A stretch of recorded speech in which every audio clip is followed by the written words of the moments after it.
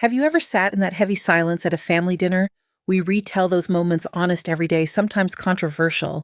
Every story is a mirror. Subscribe, join the conversation, and maybe find a little healing. The first thing I hear is the laughter. It spills through the front door, bright and easy, wrapped in the clink of glasses and the high, thin squeals of children who have never had to stand on a porch in the December rain and hope their own sun will open up. I press the doorbell again. The tiny camera above it blinks a red dot in the dark. Somewhere just inside the frosted glass, the smart lock gives a soft electronic beep like it is considering me. Christmas lights run along the roofline, all warm white and magazine perfect. My coat is damp at the sleeves. Rain slips down the back of my neck. In my left hand, I'm still gripping the photograph so hard the edges curl. Daniel is 7 in the picture, his arm tight around my waist, front teeth missing a smear of chocolate at the corner of his mouth. We are standing in front of the old fireplace in Springfield. Behind us on the mantel, the ceramic Christmas village glows with tiny yellow bulbs. On the back, in his crooked second-grade handwriting, it says, "Mom, this house will always be yours too." I look at the door, at the shiny brushed steel handle, at the tiny lens that sees everything and nothing at the same time. "Come on, Danny," I whisper. "Just open the door." The laughter swells. Somewhere inside, Alexa's voice rises above the noise, smooth and clear. For a second, the smell of roasted turkey slips through the seam of the door, mixed with cranberry and butter and something herby and expensive. It smells nothing like my old kitchen. The rain taps harder on the porch roof, steady and insistent. I blink water from my lashes, look down at my hands at the photograph, and the memory pulls me backward away from the cold and the smart lock, back to a house that did not know passwords. Back to when I still had a key. In Springfield, my mornings used to begin with the sound of the kettle. It would start as a low rumble on the old gas stove, then build into a high, thin whistle that filled the little bungalow with steam and routine. I would pad across the cracked linoleum in my slippers, turn off the flame, and pour hot water over ground coffee in a chipped blue mug. Outside the kitchen window, the apple tree reached its bare fingers toward the gray Oregon sky. In spring, it exploded with blossoms. In winter, it just stood there, stubborn and patient, waiting for another chance. I knew how that felt. The house creaked in ways I recognized. The radiator clicked awake. The pipes groaned when the neighbor flushed. My late husband Jack had painted the cabinets a soft yellow the summer before he got sick. The paint was chipped now around the handles where my hands had worn it down. Every Sunday I walked 3 blocks to St. Matthew's and sat in the same pew. Every Wednesday I played cards at the community center. My life was small, but it was mine. My name was on the deed. My pictures were on the walls. My Christmas village waited all year in a box in the hall closet wrapped in newspaper the way my mother had taught me. That afternoon, the sun came through the kitchen window at an angle that made the dust look like glitter. My old radio on the counter hummed out soft jazz. I was peeling an apple for a pie when my phone buzzed. Daniel's face filled the screen, slightly distorted by the angle, like he was leaning too close. "Hey, Mom," he said, "you busy?" I wiped my hands on a towel and smiled. I am never too busy for my only child. The camera jostled.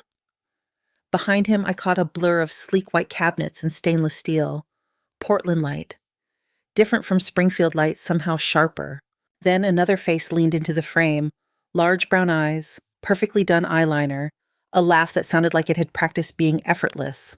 "Hi," she said. "You must be Margaret." I already knew about Alexa, of course. I had seen her in pictures. I had heard the way Daniel's voice changed when he said her name softer around the edges. But seeing her there on my little cracked phone screen was different. "I'm Alexa," she said. "I've heard so much about you." "And I about you," I replied, trying to keep the tremor out of my voice. Her smile widened. "All good things, I promise." Later that month, they decided to drive down for the weekend. Alexa insisted. "I want to see where the famous apple pie comes from." The day they arrived, the sky was the color of dishwater, but the apple tree out front still held on to a few stubborn leaves. I wiped my hands on my apron 3 times before the doorbell rang. When I opened it, Daniel stood there with his arms already out. "Hey, Mom." He smelled like rain and cologne that cost more than my entire monthly grocery bill. Behind him, Alexa zipped her coat up to her chin, surveying my porch like it was a set on a home renovation show. "This is adorable," she breathed. "So much character." Inside, she ran her fingers along the picture frames, the worn banister, the little wooden table by the door. Not in a rude way. More like she was taking inventory. I tried not to read into it. At the kitchen table, she ate my apple pie in small, neat bites, making happy noises. "Daniel was not exaggerating," she said. "This is nostalgic, in a good way." Daniel watched her like she hung the moon. I watched him. The room felt suddenly too bright. "Do you like it in Portland?" I asked her. She nodded, swallowed, dabbed at her lipstick. "I love it. There's so much happening. But Daniel keeps talking about Springfield. My mom's house, my mom's yard, my mom's cooking. I wanted to see the legend in person." Her words were light, but something about the way she looked around as she said my mom's house made my chest feel tight. Like I was already losing something I did not know was up for negotiation. That feeling came back a few weeks later, stronger. It was a rainy Tuesday. The kettle was just starting to sing when Daniel's name flashed on my phone again. This time his voice sounded different, slower. "Mom," he said, "can we talk?" The words sat heavy in the air. I turned down the stove. "Of course," I said. "What's wrong? Is everyone all right?" "Everyone's fine," he rushed. Alexa and I have been thinking." There was a pause. I could hear some kind of muffled city sound behind him, traffic, or maybe a siren. "You shouldn't be out there all alone," he said. "Driving yourself to the doctor. Shoveling snow. It's too much." "It is 3 blocks to my doctor," I reminded him. "And we do not exactly get blizzards in Springfield." He gave a shaky laugh. "You know what I mean. I worry about you. We both do." I pictured Alexa in the background suggesting sentences. "Mom, move in with us," he said. "We have the space. The kids would love having you around. You'd see them every day, not just on weekends or FaceTime. No more holidays by yourself eating takeout in front of the TV." I looked down at my kitchen table, at the ring in the wood where Jack's coffee mug had sat every morning for 30 years, at the little chip in the edge of the ceramic sugar bowl. "I am not by myself," I said, but the words sounded thin even to me. His voice softened. "Please, Mom, let me take care of you for once." I thought of the apple tree, of the walk to church, of my friends at the community center who always saved me a seat. Then I thought of Lily and Ben's faces on the phone, pressed close to the camera, shouting over each other to tell me about school. "Okay," I said quietly, "if you are sure you want an old woman underfoot." Daniel exhaled like he had been holding his breath the entire time. "I'm sure. You'll love it, Mom, I promise." When I hung up, the kettle had gone past the whistle and was rattling on the burner. I turned it off and stood in the sudden silence, my hand still on the handle. It took 3 months to sell the house. The real estate agent walked through with her tablet and her polite smile pointing out the scuffed floors and the small closets. "Buyers love charm," she said. "We'll call it vintage." On the day we closed, I signed my name so many times my fingers cramped. Margaret Lane over and over on papers that turned my entire married life into a transaction. After she left, I boxed up the kitchen, wrapped the family photos in old dish towels, carefully lifted each piece of the ceramic Christmas village from its shelf. The tiny church, the bakery with the painted-on bread loaves, the skating pond where the little frozen boy would never fall.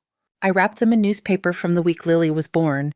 It felt right somehow to tuck one generation into the newsprint of another. At the door, I took one last look at the empty rooms.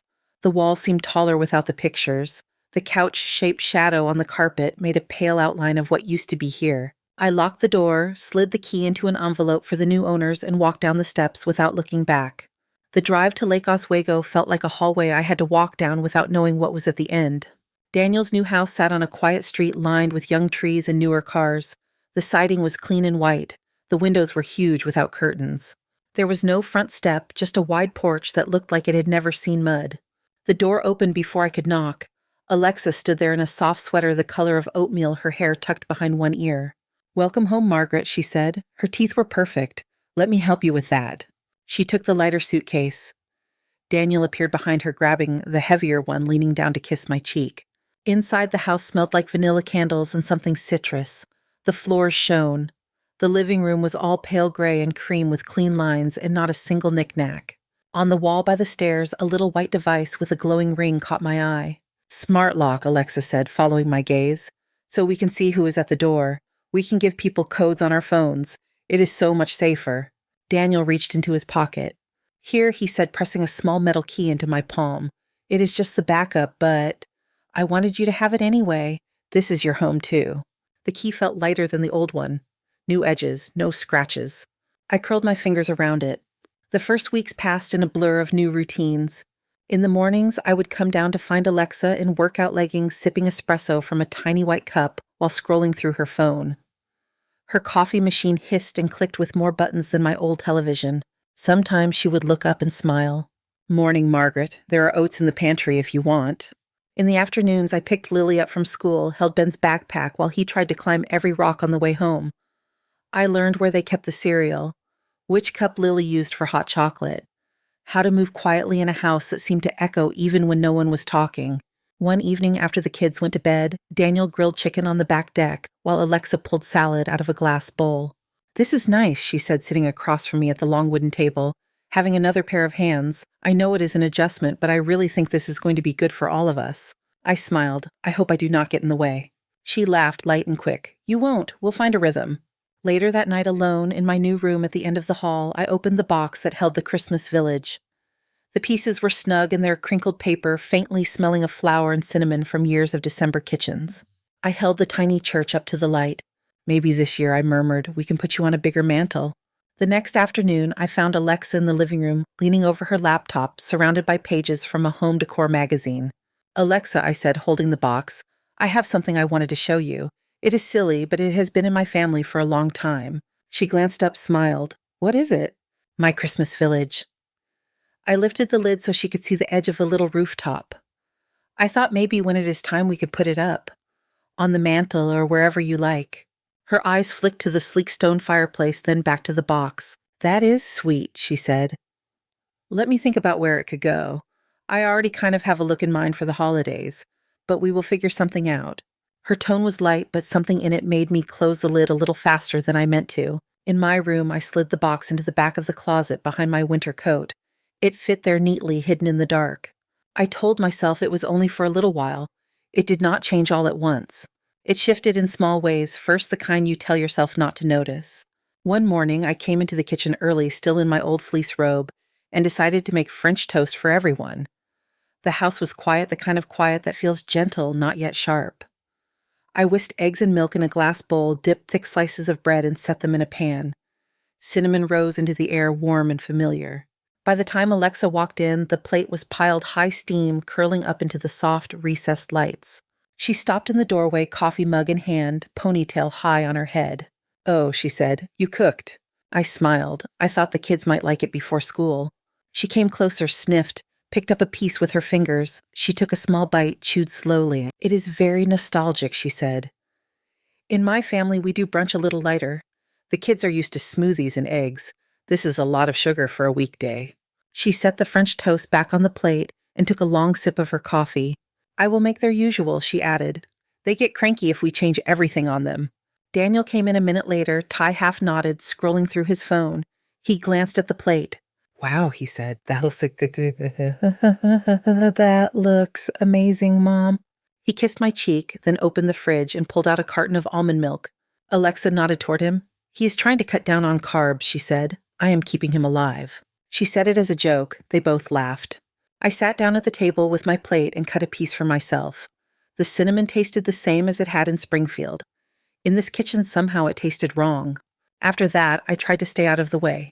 I told myself it was their house, their routines, their rules. I would just fold myself neatly into the spaces that were left.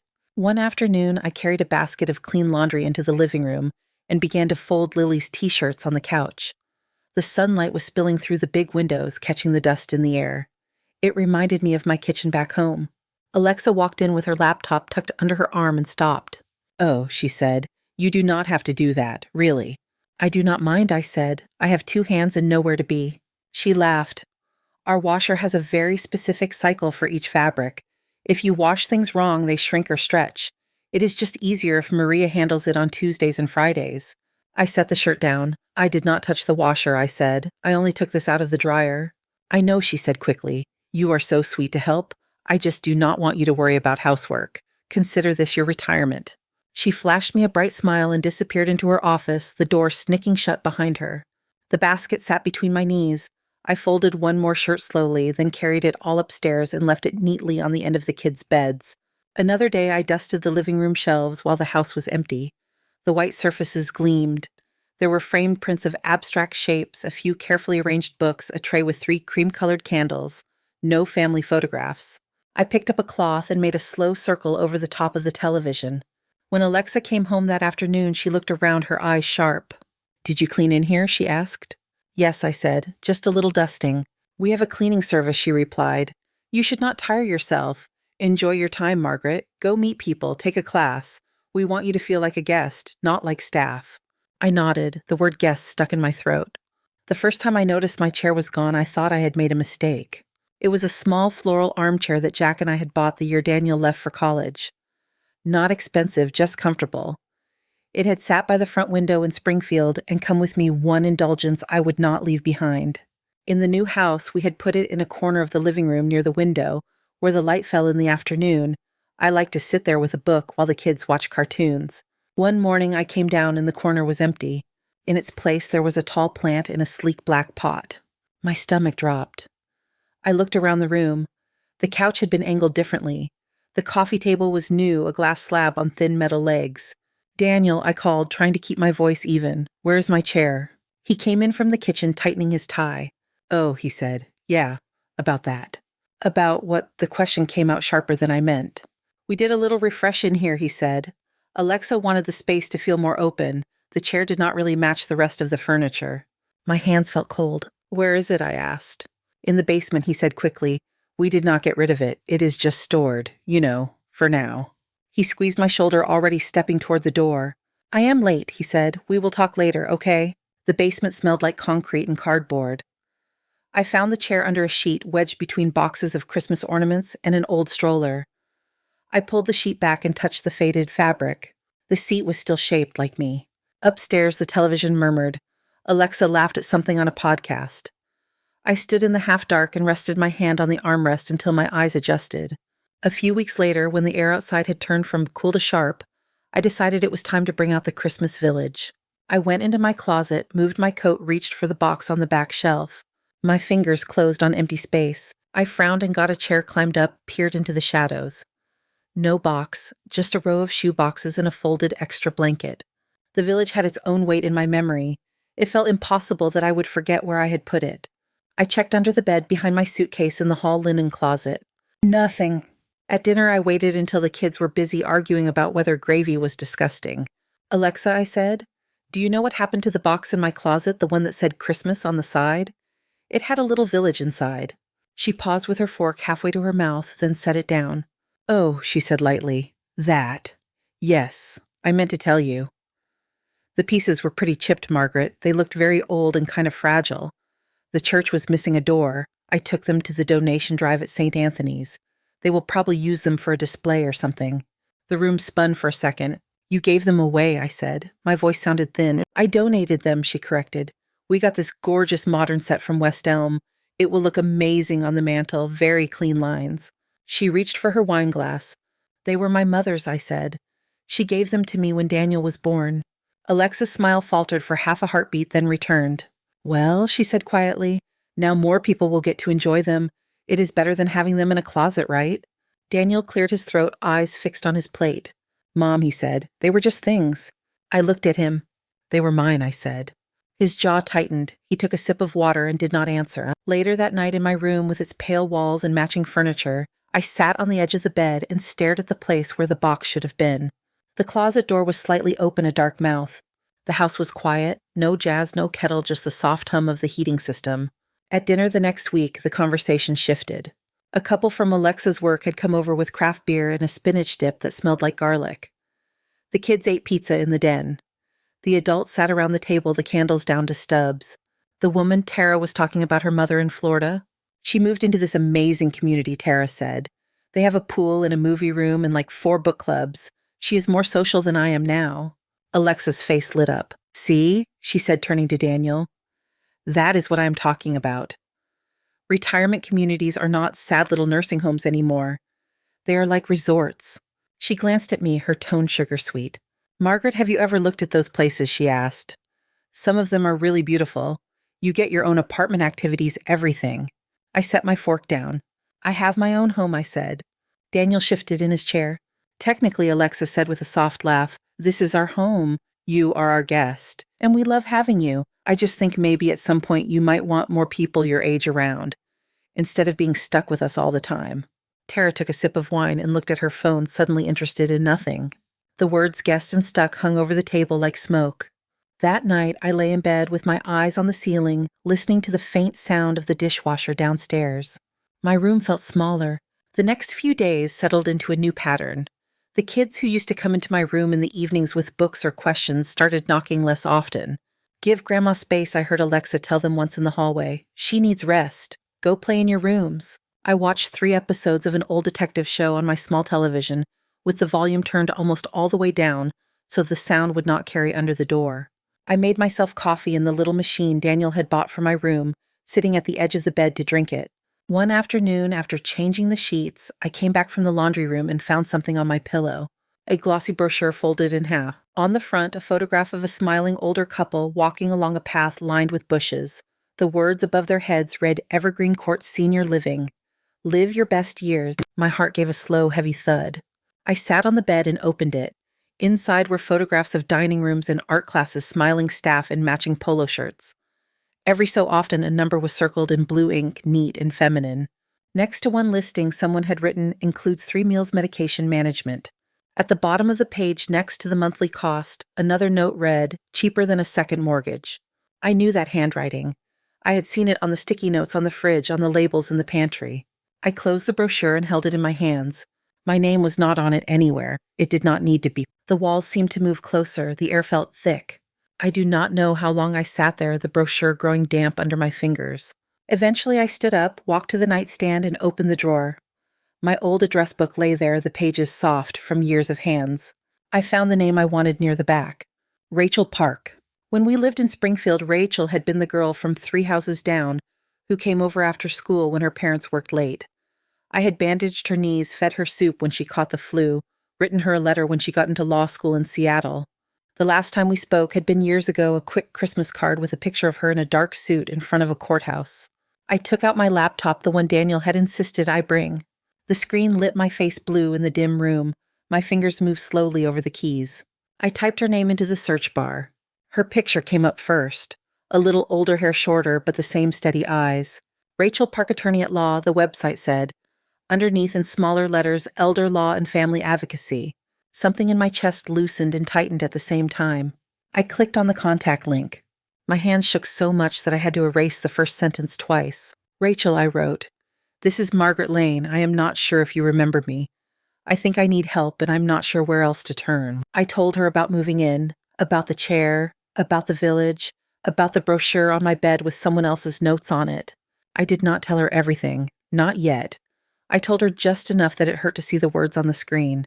When I finished, I read the message 3 times. The cursor blinked at the end of the last sentence, patient and merciless. Then I took a breath, put my finger on the trackpad, and clicked send. The reply came faster than I expected. I woke to the glow of the laptop on the nightstand, the room still dim. For a moment, I did not remember sending the message. Then I saw the subject line. I think I need help." My throat went dry. I sat up, pulled my glasses from the drawer, and clicked. "Margaret. Of course I remember you. You practically raised me on chicken soup and bandages. I'm so sorry you are going through this. This absolutely sounds like something we can talk about. Can you talk on the phone this morning? If you prefer, I can come to you. I am in Portland now. Love, Rachel." The word love at the end made my chest ache. My fingers hovered over the keyboard, then I closed the laptop and reached for my phone instead. My hands felt clumsy on the screen, but I found her number and pressed call. She answered on the second ring. "Hello, this is Rachel." "Rachel, it is, Margaret," I said. My voice sounded too soft, even to me. There was a brief silence, then a burst of warmth. "Margaret. Oh my God, hi, how are you? That is a stupid question. I read your email." I swallowed. "I'm not sure how I am," I said. "That is part of the problem." "Okay," she said. Her tone shifted, still kind but steadier. "Then let us start there.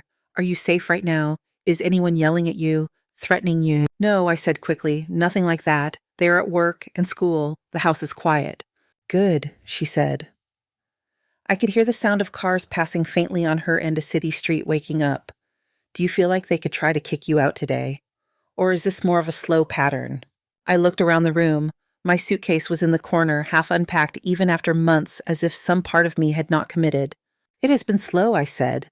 But there was a brochure for a place called Evergreen Court on my pillow, with notes about the price. Rachel exhaled through her teeth. "Okay," she said. "I specialize in exactly this kind of thing. Elder law family situations. I have seen this pattern before, Margaret.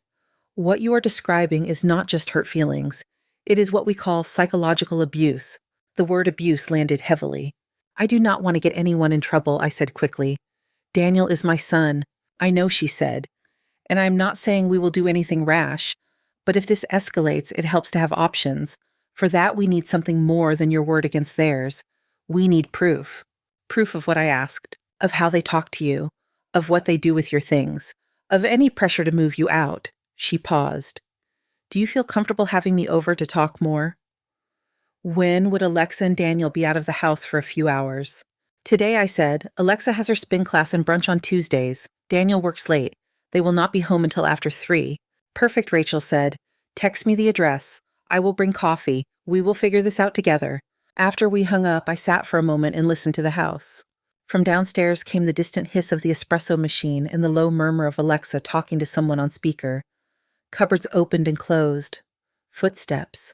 Then the front door clicked and the smart lock chimed its soft confirmation.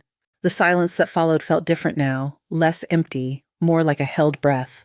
I texted Rachel the address. Around 11:30, the doorbell rang. I stood on the hall landing and watched the little ring of light glow on the panel by the door. The screen on the wall showed a tiny image of Rachel distorted by the fisheye lens. She wore a dark coat and held a cardboard tray with 2 paper cups. I opened the door before the smart lock finished beeping. She smiled wide. There you are, she said. You look exactly the same, just more elegant. You look like a lawyer, I said. It came out half laugh, half sob. She handed me one of the cups and stepped inside, glancing around as she wiped her boots on the mat. Wow, she said quietly. This is very curated. We walked into the living room. She took in the gray couch, the smooth white walls, the absence of anything that might tell a story. Where are your photos? She asked. In my room, I said. Most of them anyway. She nodded once like she was filing that away. We sat at the dining table. The surface was cool under my palms. Rachel opened a slim notebook and clicked a pen. Okay, she said. Tell me everything. Take your time. Start wherever it feels right. So I did. I told her about Springfield, about the apple tree and the kettle and the way Daniel had asked me to move in so he could take care of me. I told her about the French toast, the laundry, the cleaning woman named Maria, who came twice a week, so I apparently would not have to lift a finger. I told her about the chair in the basement, the village at St. Anthony's, without my knowledge, the brochure on my pillow. As I spoke, my voice changed. At first it was hesitant, as if the words might be an overreaction. Somewhere around the part where Alexa called me a guest in front of her friends, it steadied. Rachel did not interrupt. She only asked short, precise questions. When did she call you a guest exactly? Who else was in the room? Where was Daniel when you noticed the chair was missing? When I finished, the coffee in my cup had gone cold. Rachel closed her notebook and rested her hands on it. Margaret, she said, you are not crazy. You are not being oversensitive. What you are experiencing has a name. It is psychological elder abuse. They are isolating you. They are taking control of the space. They are erasing your things and then acting like you should be grateful for the convenience. The word erasing sliced deeper than I liked. I do not want to take Daniel to court, I said. I do not want to tear the family apart. Rachel's gaze softened. Then we will start with something quieter, she said. Information, documentation. If this gets worse, you will have a record. If it does not, no one needs to see anything. She reached into her bag and pulled out a small black object. It looked like a button with a tiny lens. This is a motion-activated camera, she said. We can put it in a picture frame in the hallway. It will record when there is movement. Audio and video. It uploads to the cloud automatically. You do not have to touch it. She looked up at me. I will not put it in a private space, not in bedrooms or bathrooms, just in a common area where you spend time. It is legal. This is your residence too. My heart beat faster. It feels like spying, I said. It is protecting, she replied. If they raise their voices, if they threaten to throw you out, I want you to have that on your side. She slid the camera across the table. It was smooth and unnervingly light. And this, she said, reaching back into her bag and pulling out a small spiral notebook with a green cover, is your log. Every time something happens that makes you feel pushed, humiliated, minimized, I want you to write down what was said, where you were, and who was there. No analysis, just facts. She tapped the notebook. Dates and words matter, she said. Courts care about patterns, so do social workers. The thought of courts made my stomach twist, but the idea of having something other than the fog of my own memory felt like a rope in dark water. We hung the camera in a simple black frame that had been leaning against the wall near the stairs, a print of a leaf in it. From the landing, it faced the hall where my bedroom door opened and the top of the stairs where voices always floated up.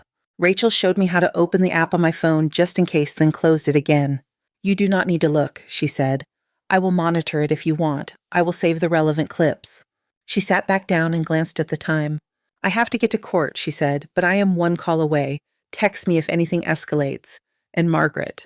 "Yes, you are not alone," she said, "not anymore." After she left the house, swallowed the sound of the door shutting as it always did. A soft click followed by the quiet hum of the air system. I stood at the bottom of the stairs and looked up at the frame with the leaf. It looked like decoration, nothing more. That evening, when everyone was home, I carried my new notebook into my room like something fragile. I opened to the first page and wrote the date in a careful hand. Then underneath I wrote, "Rachel visited today. Installed camera and hallway frame. Told me this is abuse. I am not imagining it." The pen dug a little too hard into the paper. The first entry that felt like evidence came 2 days later. I was at the sink after dinner, hands in hot soapy water rinsing plates before putting them in the dishwasher.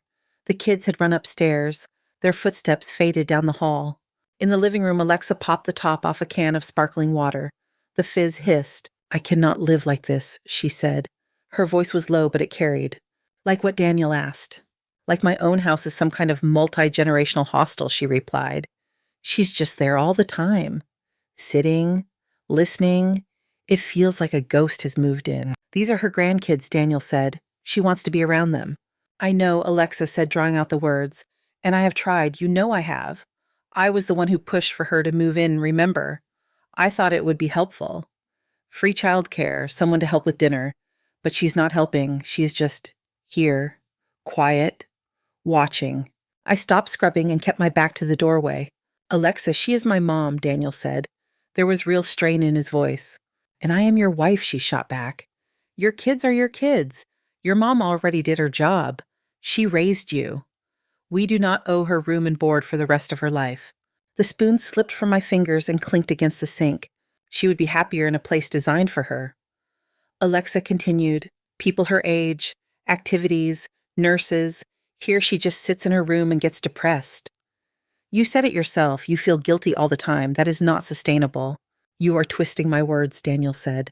"Am I?" she replied. "Or are you afraid to admit that your mom has become a burden?" The word hit the air like a dropped plate. My cheeks burned even alone at the sink. I dried my hands, went to my room, and wrote it all down in the notebook while the conversation still rang in my ears. On the hallway camera, I knew their bodies had moved through that space. Their voices had brushed past my door. The next night, Daniel knocked gently on my open door. "Mom," he said, "can we talk?" I put my book down and sat up straighter. "Of course," I said. "Is everything all right?" He came in, closed the door most of the way, then seemed to think better of it and left it open a few inches. Alexa's voice floated from downstairs, laughing at something on the television. "Alexa and I have been looking at some options," he said. His fingers twisted his wedding ring a new habit. "Places like Evergreen Court. Not nursing homes, not the old kind. More like communities." He laughed weakly. "You saw the brochure," he added. "I did," I said. "We thought," he went on, "maybe it would be good just to check a few out. No decisions, just visits. You might hate them, you might love them. I do not want you to feel like we are forcing anything." In my lap, my hands were still. In my head, Rachel's voice replayed, dates and words, patterns. "Do not pretend this feels fine." I looked at my son. He would not quite meet my eyes. "All right," I said slowly. "We can visit them." He blinked, surprised. "Really?" he asked. "I want you to see them too," I said, "with your own eyes." He relaxed a fraction, shoulders dropping. "We will go Saturday," he said. "Alexa can set it up. She's good at that kind of thing." After he left, I texted Rachel from the chair by the window. "They want to take me to visit those places." Her response appeared almost immediately. "Good, go, notice everything, write it down, we may need it." Saturday morning smelled like coffee and rain. Alexa drove. Daniel stayed home with the kids, claiming a project deadline. In the passenger seat, I watched the wet streets blur past. Evergreen trees flashed by dark against a pale sky. "You are going to be pleasantly surprised," Alexa said, tapping the steering wheel in time with a song I did not know. "These places are nicer than most hotels." Evergreen Court sat on a small hill, 3 stories of beige siding and neat windows. The lobby smelled faintly of lemon cleaner and something heavier that clung underneath like old fabric. A cheerful woman in a blazer greeted us. "We offer independent living, assisted living, and memory care," she said. "You would probably be most interested in independent. You get your own apartment, but meals are included, and we have a packed activity calendar." We toured a studio with beige carpet and a little balcony. The closet was smaller than the one I had in my room at Daniel's. A crocheted blanket lay folded at the foot of the bed, clearly placed for effect. In the dining room, a man with a walker shuffled to a table by himself. A television in the corner played a game show. No one looked up. Alexa smiled brightly the whole time, asking about yoga classes and transportation services. "See," she said as we walked back to the car. "Not so bad." The second place, Willow Pines, was louder.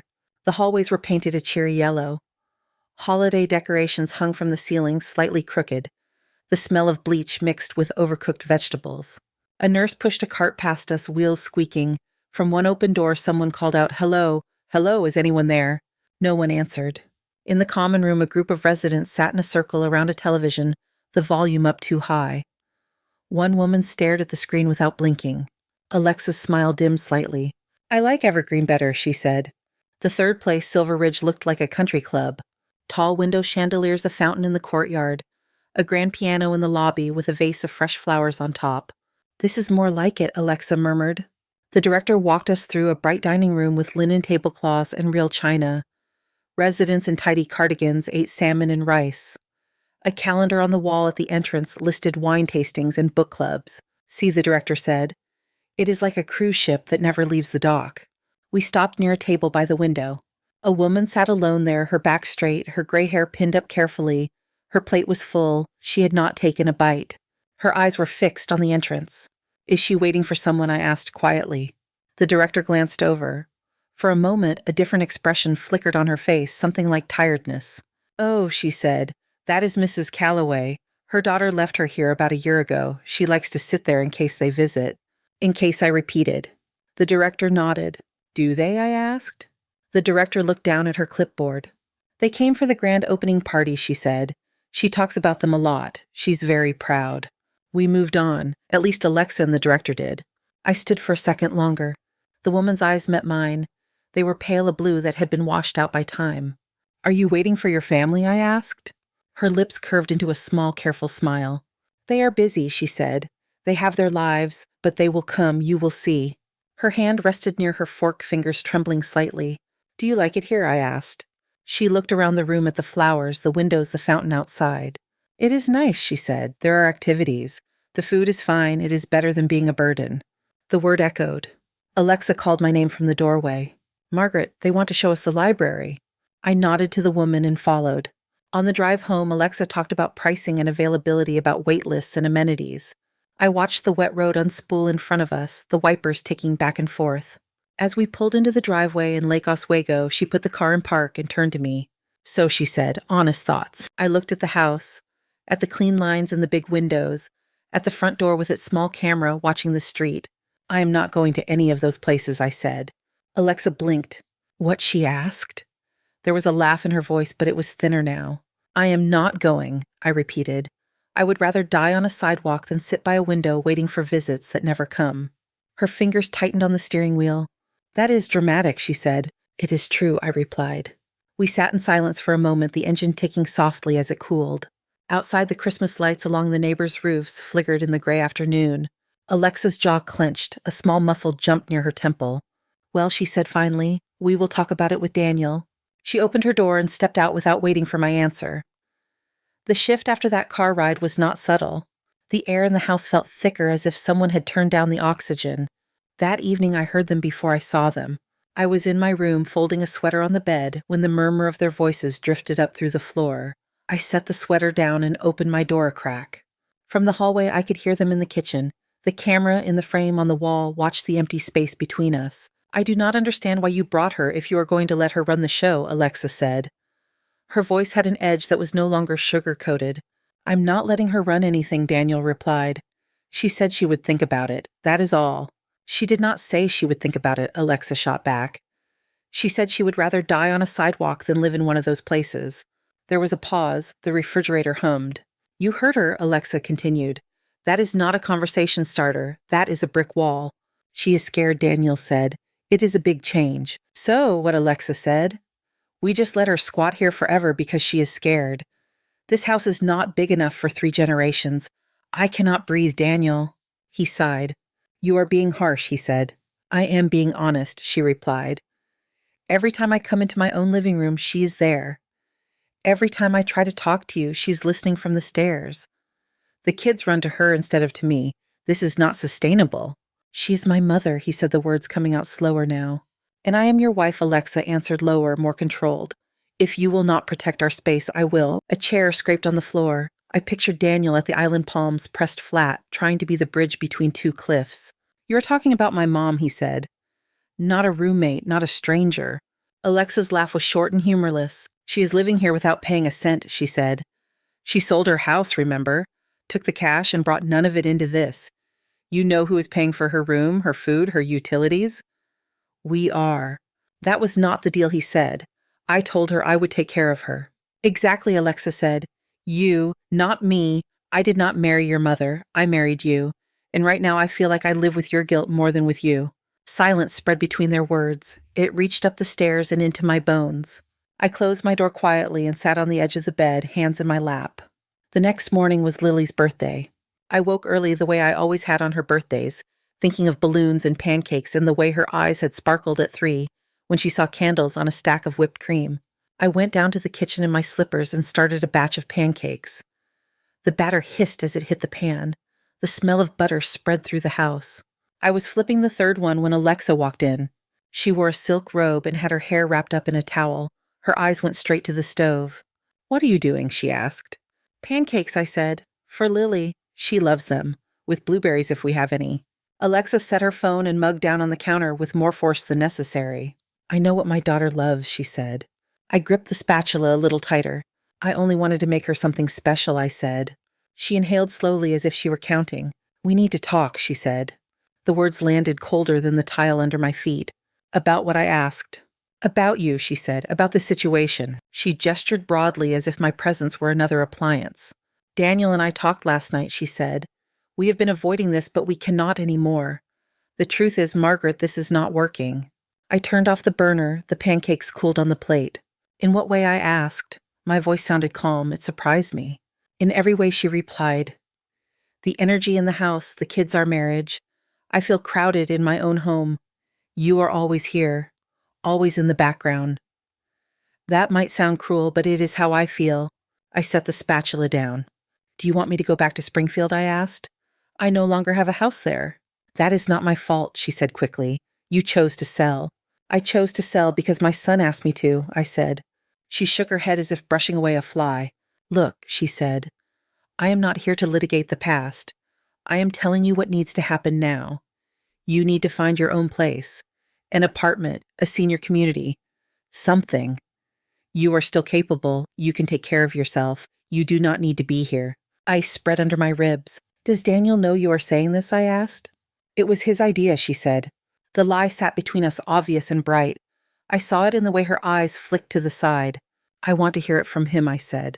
You will, she said. But the decision is made. We will help you with a deposit. We will cover a few months of rent if that is what it takes. You have until the end of the next month. She picked up her mug and took a sip as if she had just asked me to move a lamp, not my life. And if I do not leave, I asked. Her eyes went flat. Then we will have to take more formal steps, she said. I truly hope it does not come to that. She walked out the hem of her robe, brushing past the counter, leaving the smell of coffee and perfume behind. The pancakes on the plate steamed in the cold kitchen. Later, Lily came bounding in, hair wild, cheeks flushed. Pancakes, she squealed. Are those for me? Alexa stepped between us with a fast smile. We are running late, she said. Grab a granola bar, baby. Grandma needs to rest. That afternoon, when the house was quiet again, I called Rachel. She picked up on the first ring. What happened? She asked before I could say hello. I told her about the conversation in the kitchen, the deadline, the threat of formal steps. Okay, she said. Paper rustled on her end of the line. This is predictable. It means the pressure is increasing. We need something from Daniel. Not filtered through Alexa, from his mouth. I want to hear what he says when she's not standing over him. He will not say anything different, I said. He always defers to her. Then let him defer on record, she replied. Tonight ask him to talk, somewhere you can sit, Start the recording app on your phone before he comes in. Do not tell him. You are in a one-party consent state. It is legal. The idea made my stomach twist. It feels like a betrayal, I said. Margaret, she said softly, he is about to betray you by letting his wife throw you out of his house with nowhere to go. You are not doing this to trap him. You are doing it to protect yourself. I pressed my thumb into the seam of the table. All right, I said at last. I will try. That evening after dinner, I stood in the doorway of the living room. Daniel sat on the couch with his laptop open, blue light on his face. The television murmured softly in the background. Alexa was upstairs bathing the kids. Daniel, I said, do you have a minute? He looked up, rubbed his eyes, closed the laptop halfway. Sure, he said. What is up? I had slipped my phone into the pocket of my cardigan before coming in. Now I slid my hand in and tapped the screen twice the way Rachel had shown me. The red light appeared tiny and accusing. I left the phone there face down. I wanted to talk about what Alexa said this morning, I said. About the end of next month. He exhaled.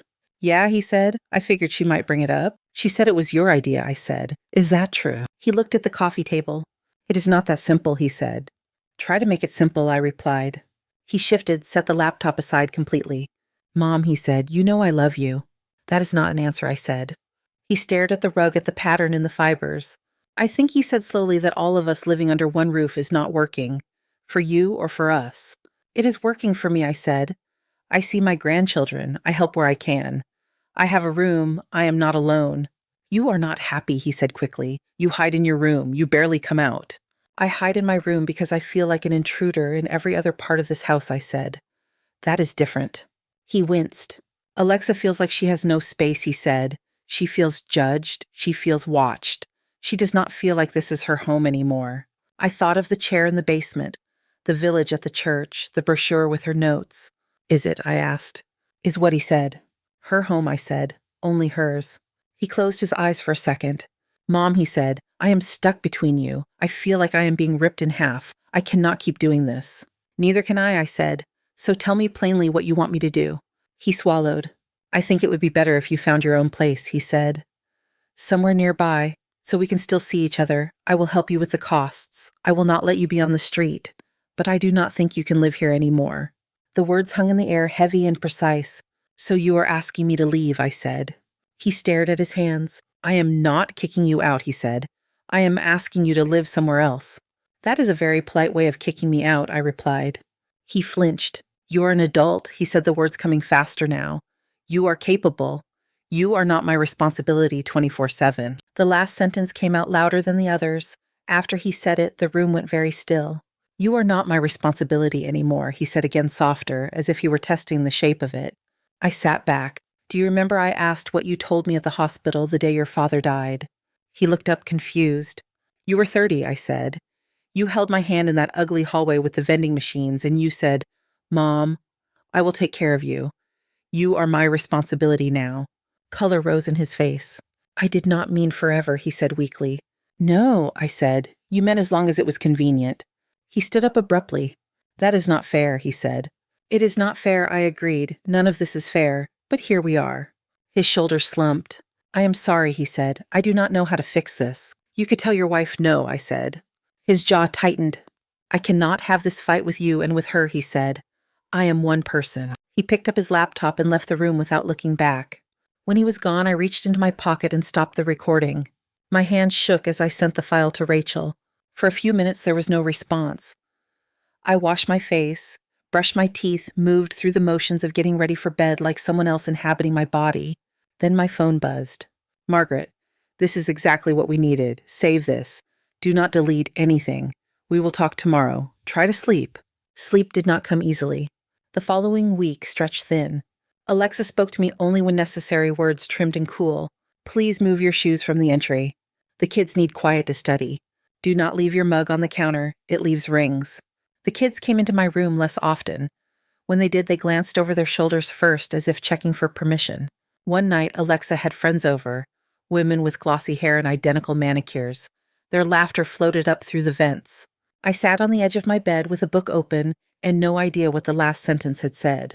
From downstairs, someone asked, So how is it living with your mother-in-law?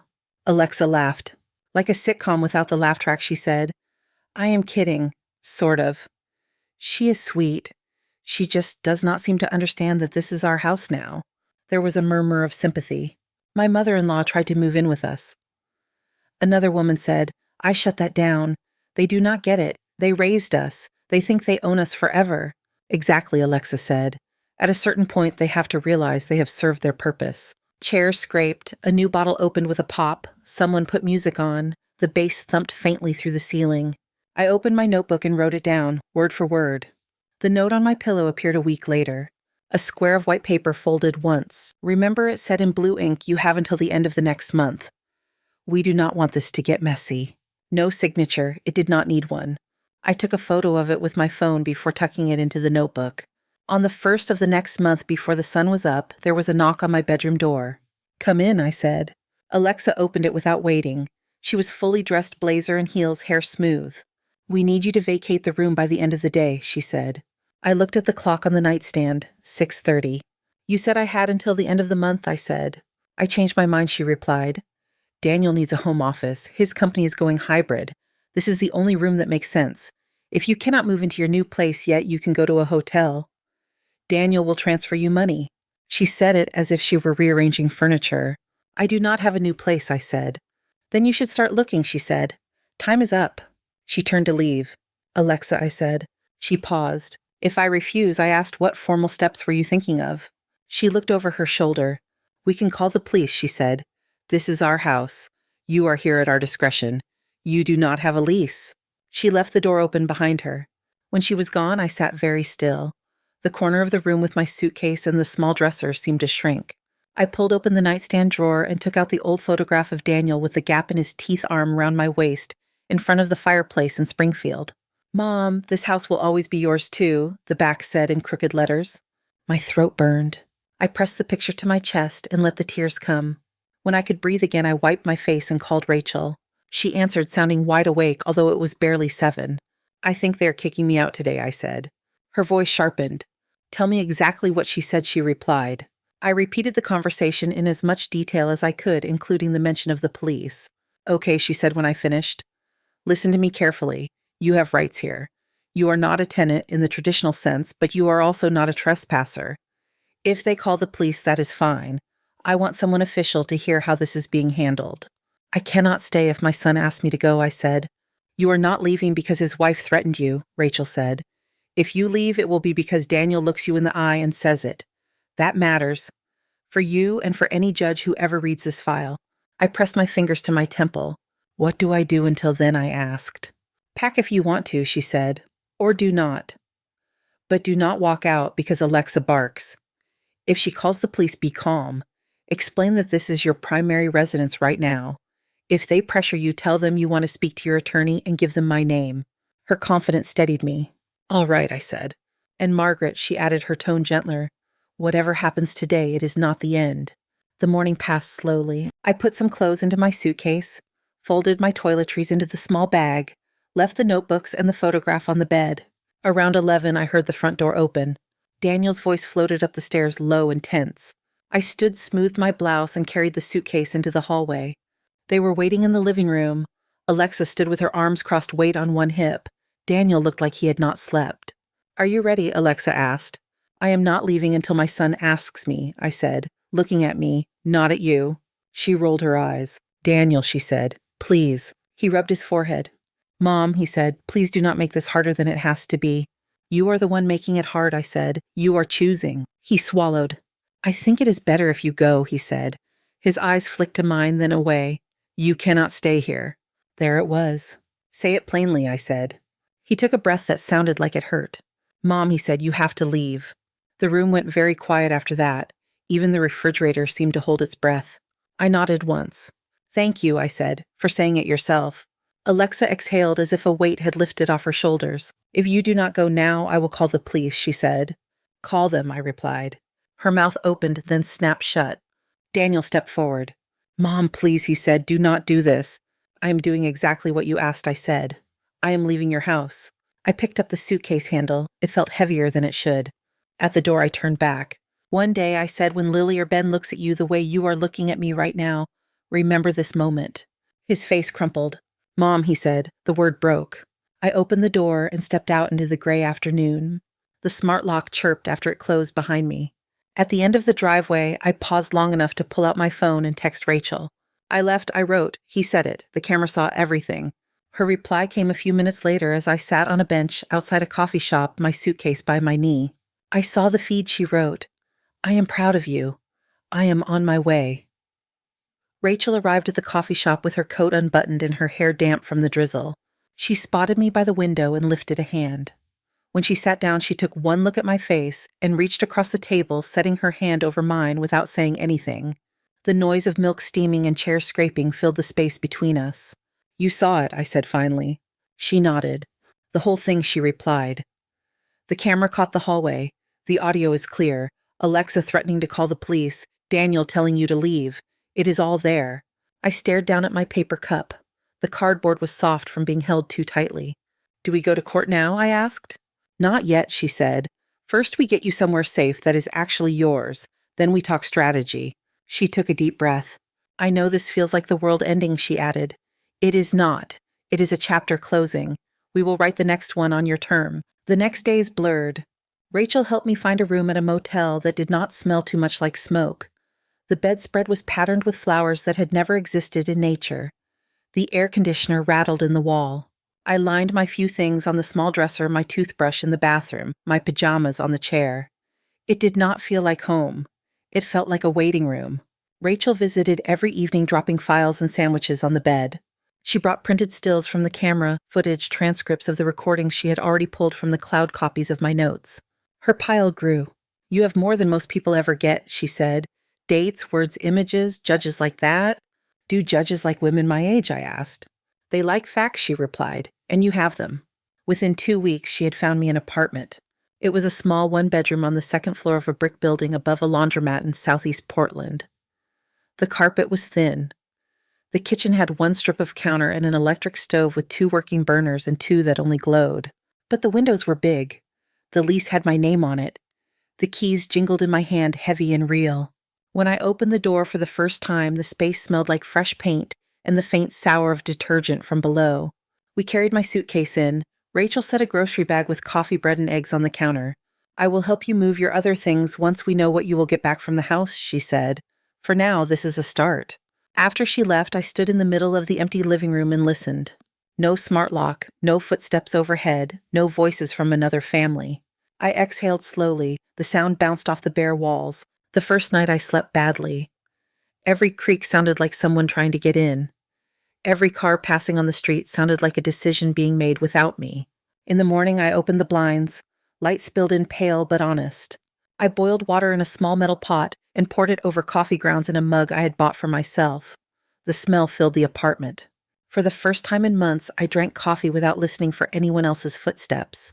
Rachel filed the lawsuit at the end of that week. The words on the papers were dense and formal: wrongful eviction, elder psychological abuse, constructive abandonment. My name looked strange next to the claims. Is this really who I am now? I asked, looking at the top page. You are someone telling the truth, she said, on record. They served the papers through official channels. There was a certified letter, a notice sent by email to the firm that handled Daniel's and Alexa's mortgage, a call to an attorney she had reason to believe they might choose. That would have been enough. Rachel was the one who suggested more. It is almost December, she said one afternoon in my new living room, our coffee cups balanced on cardboard boxes. Do not say it, I said. I know what month it is. She watched me for a moment. Have you thought about Christmas? She asked. I do not let my mind go that far, I said. She nodded slowly. I have, she said. Alexa will throw a party. She will invite clients and friends and her parents and maybe a few cousins. She will set a perfect table and tell a perfect story about her perfect life. I stared at her. You want to ruin her party, I said. I want to interrupt the story she is telling, Rachel replied. She cares about image more than anything. If she is confronted in front of people, she will not be able to twist this into something else. Not easily. She took a breath. On Christmas Eve, you go to your son's house, she said. You ring the bell. You ask to come in as his mother. If he turns you away in front of his children and his guests, that tells its own story. If he lets you in, you sit quietly. When the room is full, I arrive and serve the summons in person, calmly, formally, no drama from our side. The facts will be loud enough. The idea made something twist deep in my gut. That sounds cruel, I said. That is what I thought when I watched them push you out with a suitcase in your hand, she replied. You are not doing this to humiliate them. You are doing this so they cannot pretend nothing happened. I looked down at my empty hands. What if I freeze? I asked. Then I speak, she said. You do not have to say anything you do not want to. Your being there is enough. I thought of Lily's text weeks before unanswered on my phone. Are you coming for Christmas, Grandma? I saw the little dots that had appeared waiting for an answer I had not sent. I will go, I said, for them, not for her. Which is how I ended up back on that porch in the rain. Months later, Christmas lights sharp in the dark, the photograph of Daniel at 7 curling in my hand. The rest of that moment had already written itself into my mind so deeply that it played again without my permission. The door, the camera blinking, the beep of the lock. Daniel's face when he opened it, surprise and guilt and something like relief all tangled together. Alexa's tight smile over his shoulder. Lily's shout of Grandma. Ben's eyes wide and hopeful. I stepped inside because my grandchildren pulled me. Alexa pointed me to a chair against the wall away from the table. I took it. Lily and Ben sat at my feet until she called them away. The living room filled with people. Alexa's parents, her sister with her perfect ponytail, 2 co-workers from the marketing firm. They praised the roast and the centerpiece and the way the tree matched the throw pillows. Daniel introduced me as my mom in a tone that said, please do not ask questions. I watched silent while the evening built itself. At last, when the plates were cleared and the dessert plates brought in, Alexa stood glass in hand. I want to thank you all for being here, she said. Her voice was smooth again, warmed by wine. This year has been a lot, but we have come out stronger. To family, to this home, to chukumem, to choosing what is right for us. Glasses lifted. The chandelier threw light across the polished table. The doorbell rang. There was a pause. I will get it, Daniel said. My heart began to hammer loud enough that I was sure someone would hear. From the hall came the murmur of voices. Then Rachel stepped into the dining room. She had chosen her suit carefully. Dark blue, simple, her hair pulled back. She held a manila envelope in a small leather folder. Good evening, she said. Alexa's smile froze on her face. I am sorry, she added automatically. This is a private dinner. I will not take much of your time, Rachel said. My name is Rachel Park. I am an attorney here in Portland. I am looking for Alexa Ward Lane. Alexa's father sat up straighter. What is this about? He asked. Rachel did not look away from Alexa. Mrs. Ward Lane, she said, I am here on behalf of my client, Margaret Lane. Every head at the table turned toward me. I did not stand. I met their eyes and stayed seated, hands folded in my lap. Rachel continued. You are being served with a civil complaint for elder psychological abuse and wrongful eviction, she said. The details are in this packet. You have 30 days to respond. She held out the envelope. Alexa did not take it. This is insane, Alexa said. Her voice had gone brittle. Danny, tell her she cannot be here. This is our home. This is our Christmas. Daniel's hand went to his mouth. Alexa, he said softly, maybe you should take it. She turned on him. Are you serious? She asked. She moves out, 2 months ago, and now she is trying to sue us on Christmas Eve. This is manipulative. This is cruel. Rachel opened her folder and pressed a button on a small speaker. Alexa's voice filled the room, disembodied and clear. We can call the police. This is our house. You are here at our discretion. You do not have a lease. The next clip followed. You are not my responsibility anymore. Daniel's voice trembled on the last word. He closed his eyes. Where did you get that? Alexa asked. Her face had gone pale. From a camera Margaret legally installed in the common area, and from a recording app on her phone, Rachel said. She informed me she felt unsafe and pressured. I advised her to document. She did. She looked around the table. I am not here to argue with you, she added. That will happen in court if necessary. I am here to make sure you receive these documents in front of witnesses, so there is no confusion later about what you knew and when you knew it. Alexa's mother was staring at me now, her expression softening. I had no idea, she said. Alexa's sister shifted in her chair. Did you really give away her things? She asked quietly. Without asking, Alexa's mouth opened and closed. She is twisting everything she said. She's making me sound like a monster. I stood then. My knees felt older than they had when I arrived, but they held. I did not make you say anything, I said. You did that yourself. I looked around the table at faces both familiar and new. I sold my house because my son asked me to, I said. I moved into this house because he said he wanted to take care of me. I thought I was coming home. My voice wobbled but did not break. Instead, I went on. My chair went to the basement. My mother's Christmas village went to a donation box. My things disappeared one by one. I was told I was a guest. I was told I was crowding. I found brochures for senior homes on my pillow without my name on them, but with her notes on the price. Alexa winced. I was told in this room that I had served my purpose, I said, that I was not needed, that I should find somewhere else to be. Lily's eyes were wide, shiny with tears. Is that true? She whispered to Daniel. Dad, did you say that? Daniel covered his face with his hands. I did, he said. I did, and I'm sorry. Silence settled. I'm not here to ruin your evening, I said. You can still eat your dessert. You can still open your presents. I am here because I am done being invisible. This house is not my home. My life is not in your hands anymore. I looked at Alexa. One day I said you will be old. You will want someone to see you as more than an inconvenience. I hope for your sake they treat you with more kindness than you have shown me. Rachel stepped forward once more and laid the envelope on the polished table in front of Alexa's untouched dessert plate. Consider yourself served, she said. She turned to me. Ready, she asked quietly. I nodded. I bent and kissed Lily and Ben on the tops of their heads.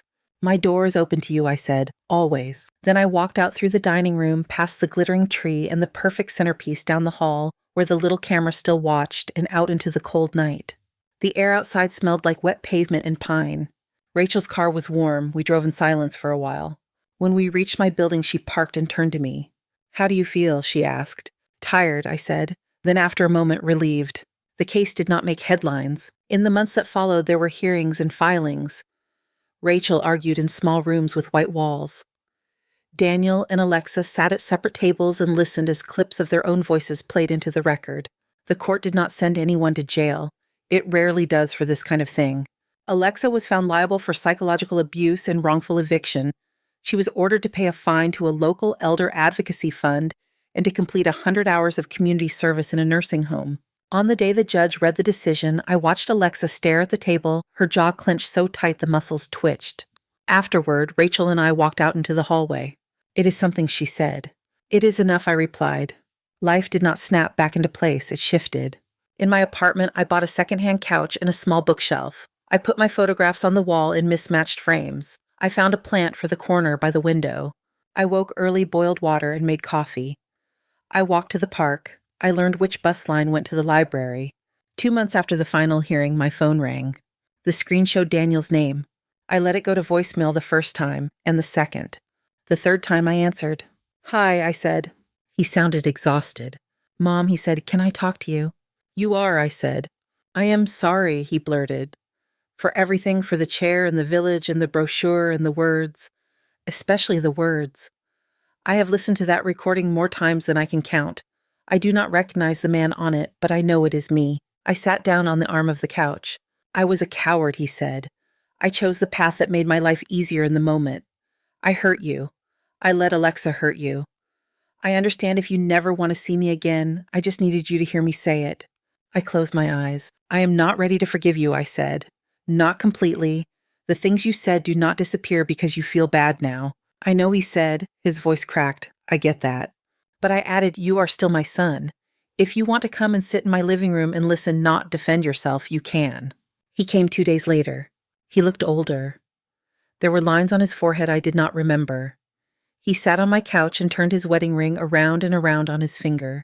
Alexa and I are separated, he said. I moved out. The kids are with me most of the time. She is in therapy. So am I. He looked up at the photographs on my wall. You have made a life here, he said. Yes, I said. I have. He nodded slowly. I would like to be part of it, he said. If you will let me, on your terms. We did not resolve everything in one afternoon. We did not pretend nothing had happened. What we did was sit at my small table, drink coffee, and begin. Lily and Ben came a week later. They barreled up the stairs, breathless arms full of drawings. Grandma, Lily said, your house smells like toast. Dad tried to make pancakes last week, Ben added solemnly. He burned them. They stayed for the day. We watched an old movie. I taught Lily how to measure flour for cookies without making a mess. Ben sat on the floor with his homework and frowned in concentration. Before they left, Lily wandered into my bedroom. Grandma, she called. What is this box? In the corner by the dresser sat a familiar cardboard box. On the side in black marker was written Christmas. Inside, wrapped in fresh newspaper, lay the pieces of my village. Daniel had gone back to St. Anthony's on his own. He had spoken to the priest, explained, asked if they still had the set. He had carried the box up my stairs himself. When I unwrapped the tiny church later that night and set it on the bookshelf, its small windows glowed in the dim room. The village did not look like it had in Springfield, nothing did. But it was here, with me. That Christmas I put the village up in my apartment. No one told me it did not match the furniture. No one told me there was not enough space. Sometimes in the early morning, the light from the little houses mixed with the light from the street outside, and the room felt for a moment exactly the size it needed to be. Thank you so much for listening to today's story. If this story resonated with you or made you reflect, I'd love to hear your thoughts, so feel free to share them in the comments below. And don't forget to like, subscribe, and hit the notification bell so you won't miss the next story. I'll see you next time as we continue exploring more journeys and lessons together.